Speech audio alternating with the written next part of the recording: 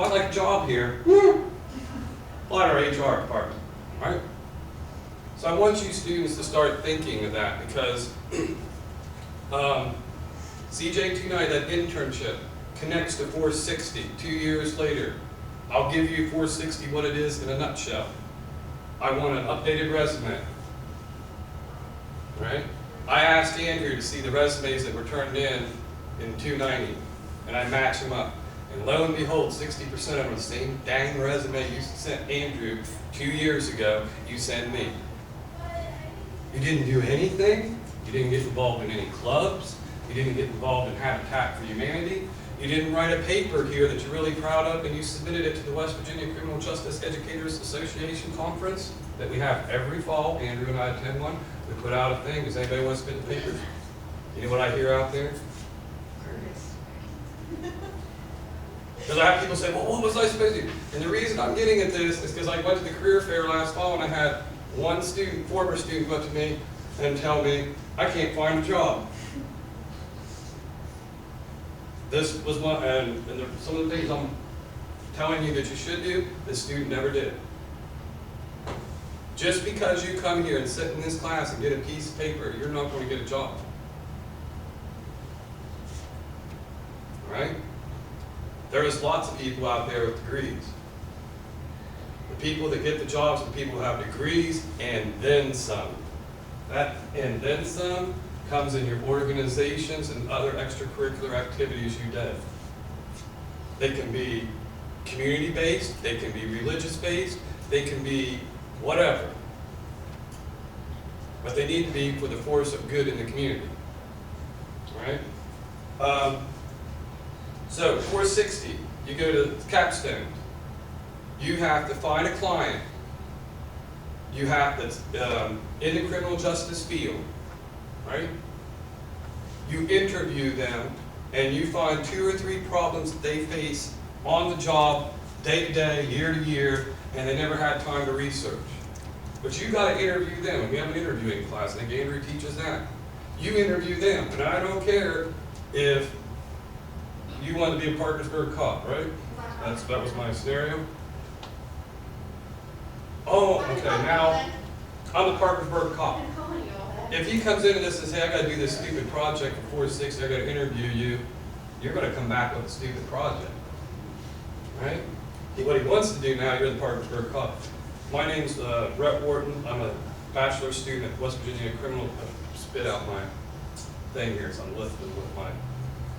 But I'm a bachelor's degree student, and I have to do a senior project, and one of the requirements is I interview a criminal justice professional in the field, find out problems that they face on the job every day that they've never had time to research.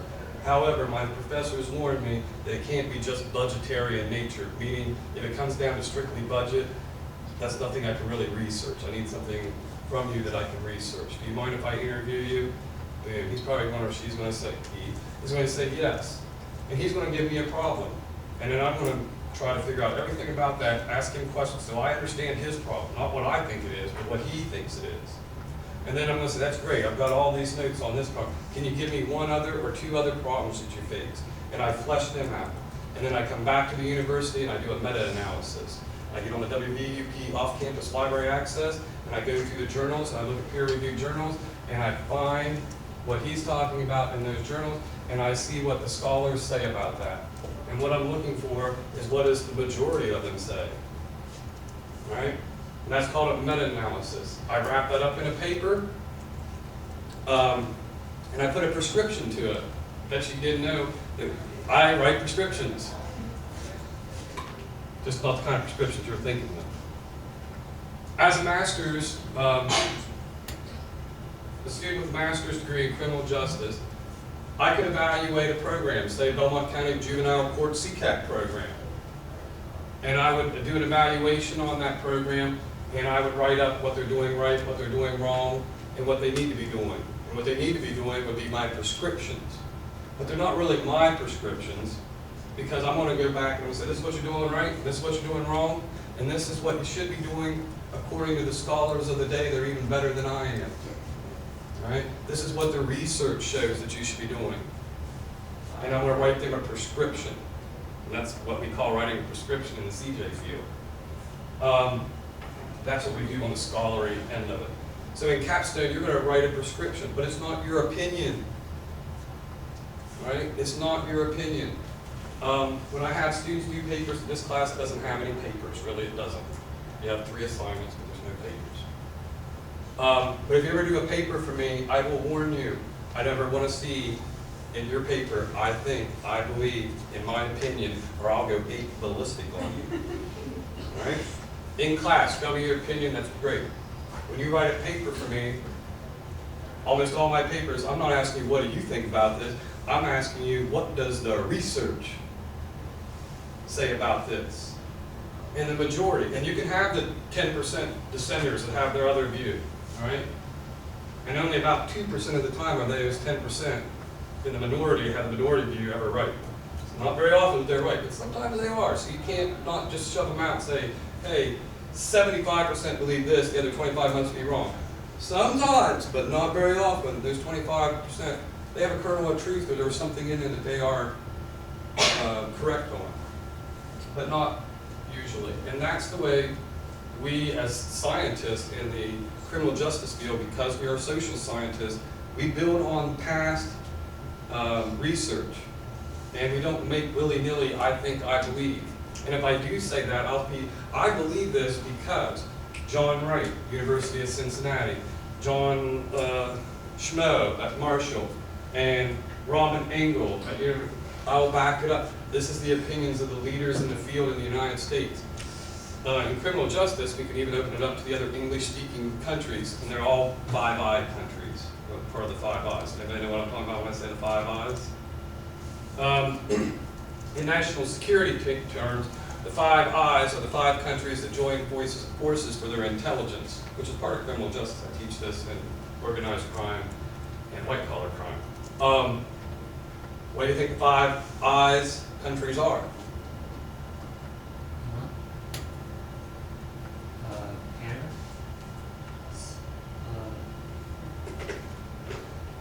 Good day, mate. Australia. I'll help you with the other one.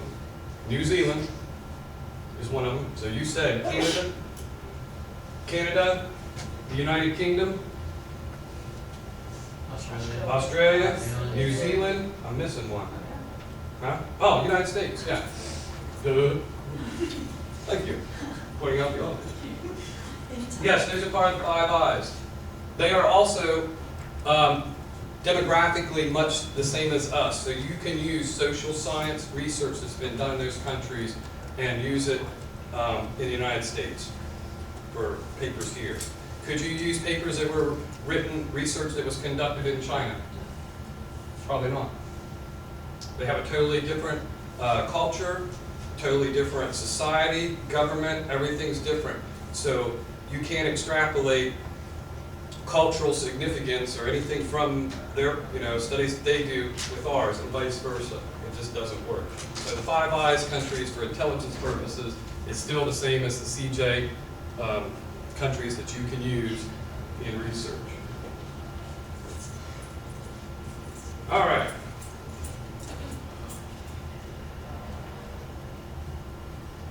And more of that.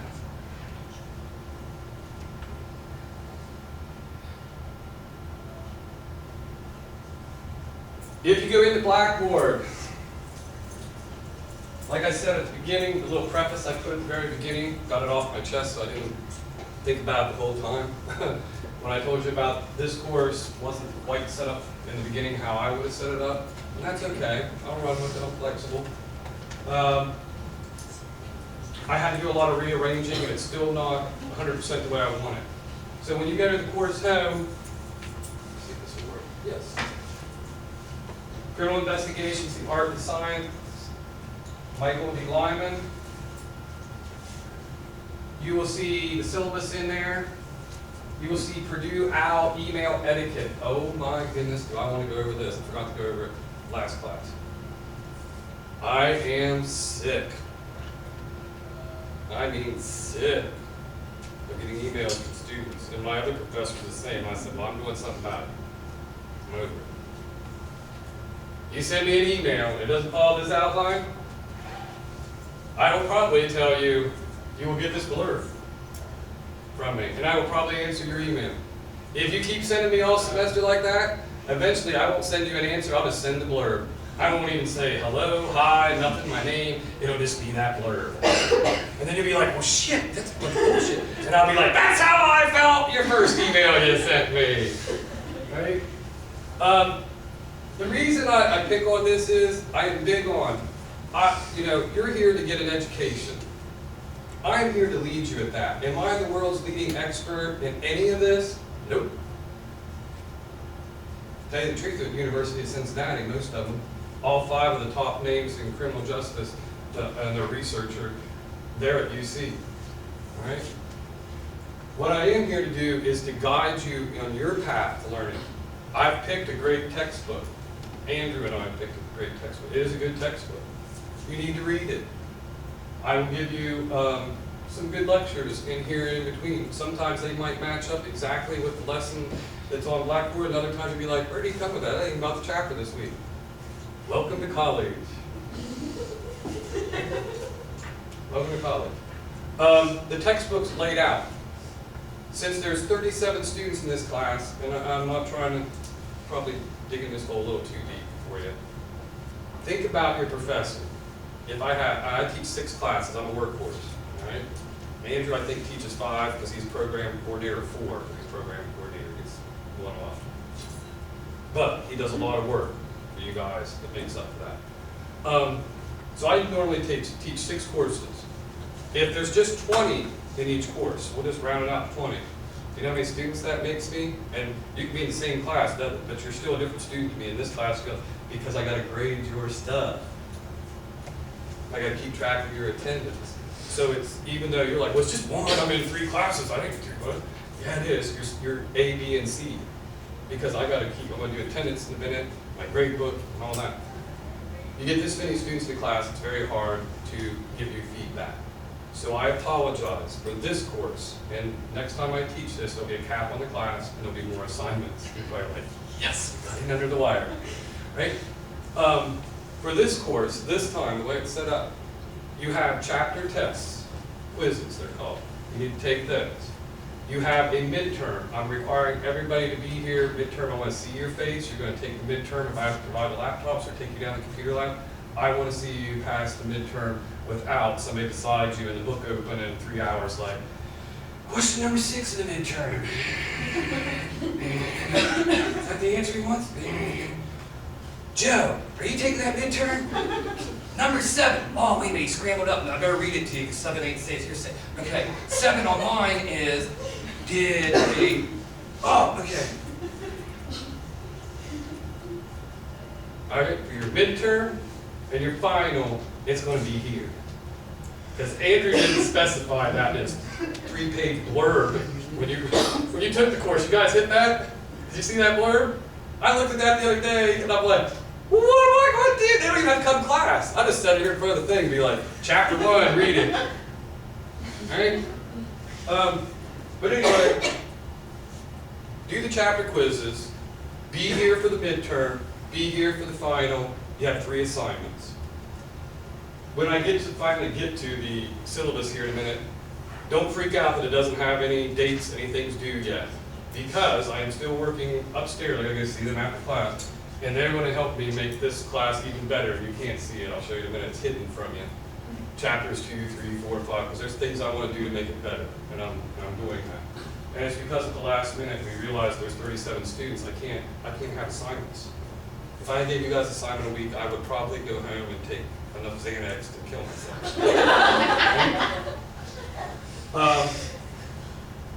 So the heat just does not stop. I'm like starting to sweat here. I can feel it blowing out on me, right from there. So there's not that many assignments. So basically, if you read the textbook, if you do the quizzes, and I give you 2 attempts on the quizzes, 2 attempts, and it tells you the wrong answers, right?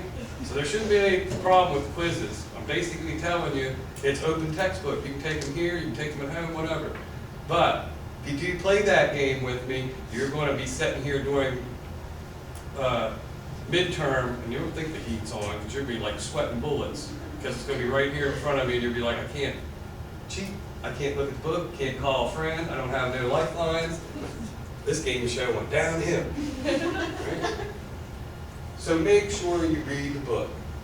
All right? The lectures that I give will help clarify things, or might be something that I want to go over, but they might not always match up to the chapter. So your best bet, I'm warning you now, those of you at home, read your textbook and those chapters.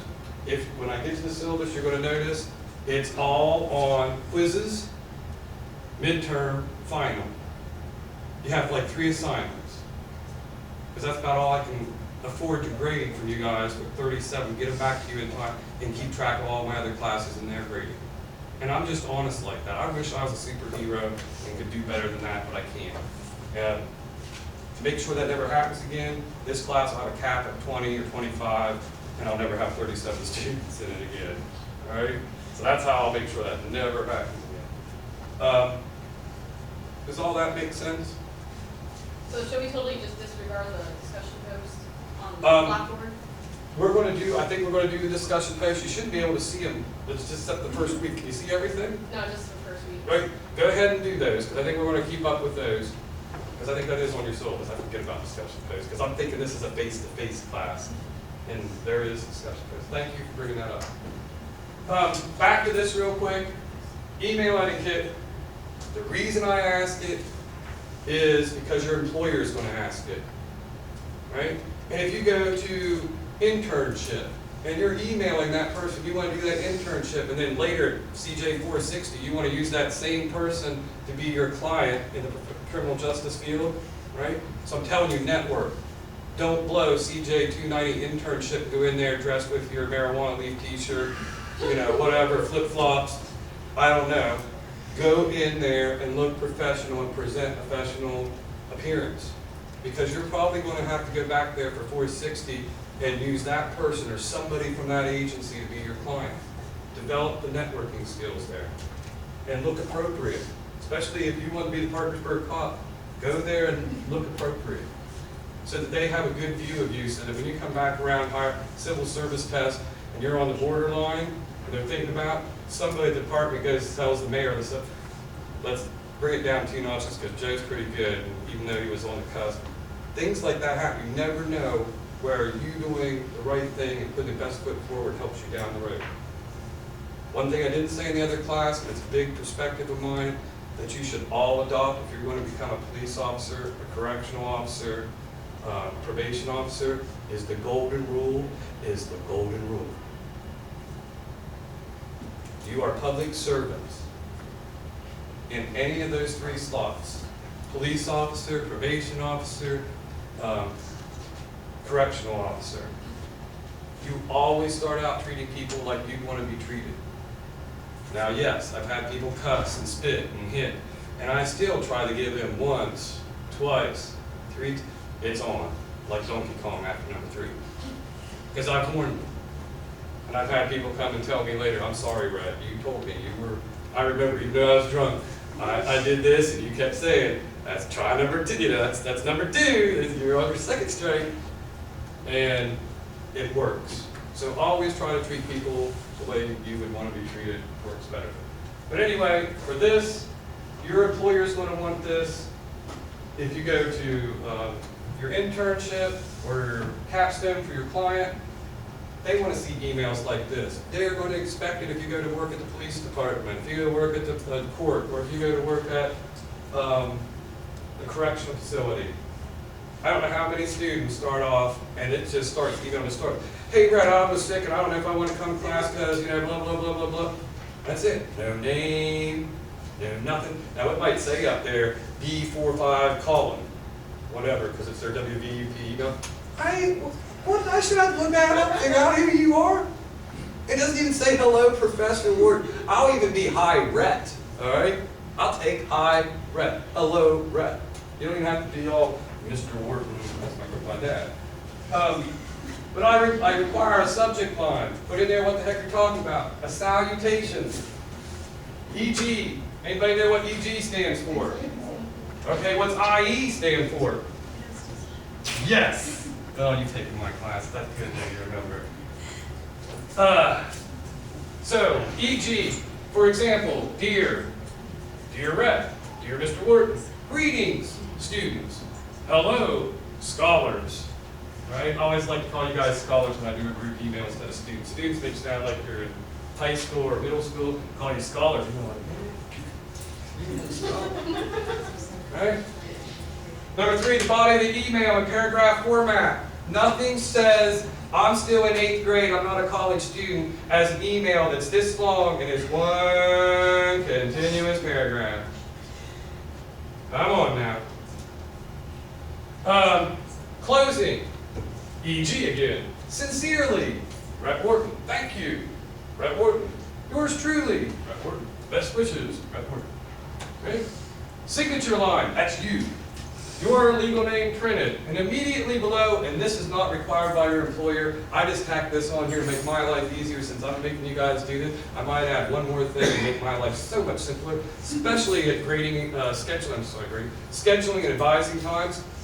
Oh, Mr. Wharton, it's 3 a.m. Oh, I gotta do this now. Can you help me now?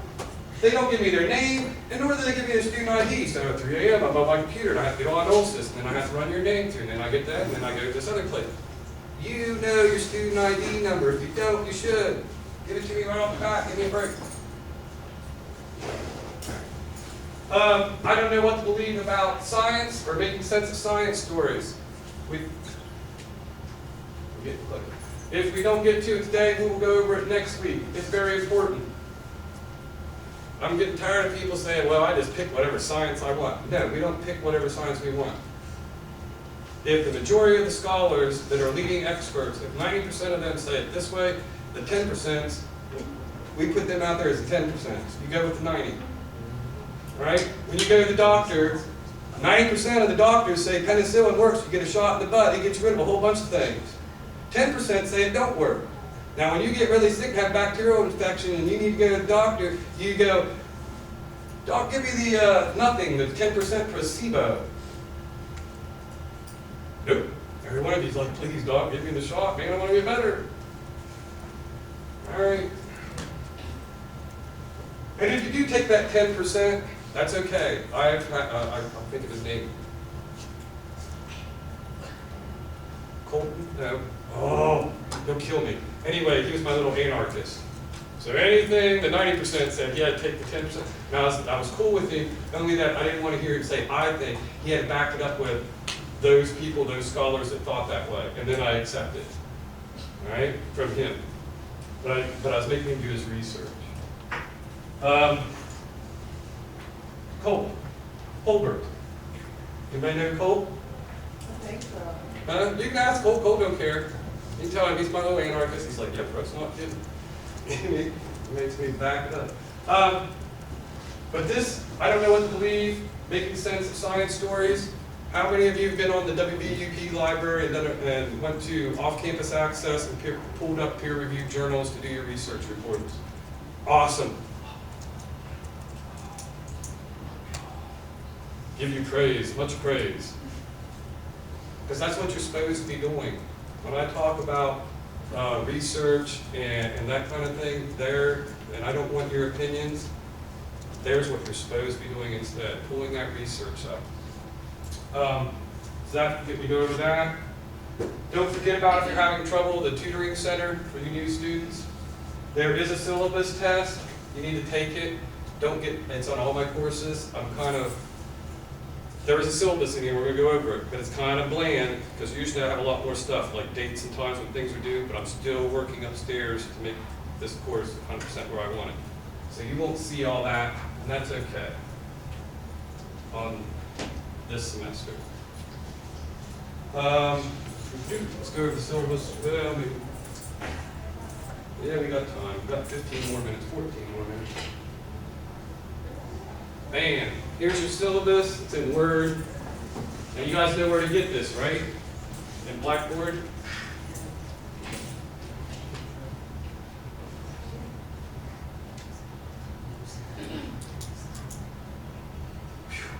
Not very fan in here.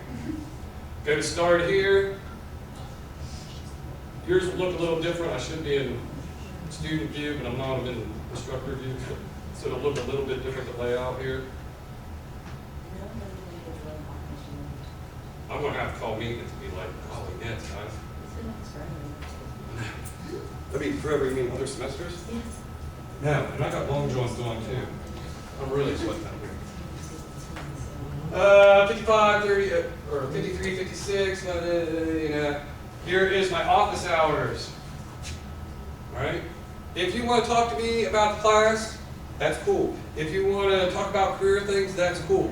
Do not, and I don't know if Andrew tells you this or not, do not wait till we are in group advising, scheduling for summer and fall, when that starts in March, and then come and want to talk to me about your career for 3 hours once that starts.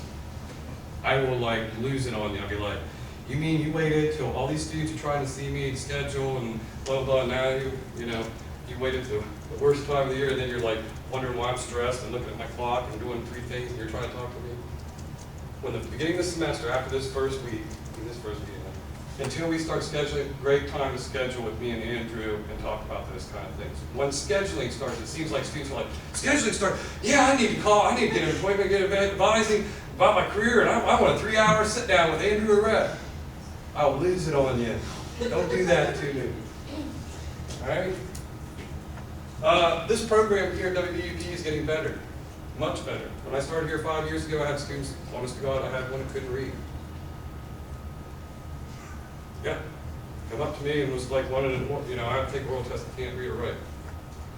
And while I do literacy, I about lost it because I didn't, not with that student, but I didn't know what to do, how this program, what was going on with this program that we had, and this was his 3rd semester. Yeah. So we've come a long ways. This program has gained a lot of attention because me and Andrew have brought it so far in such a short time and changed the classes up, better textbooks, better teaching methods, better course layouts.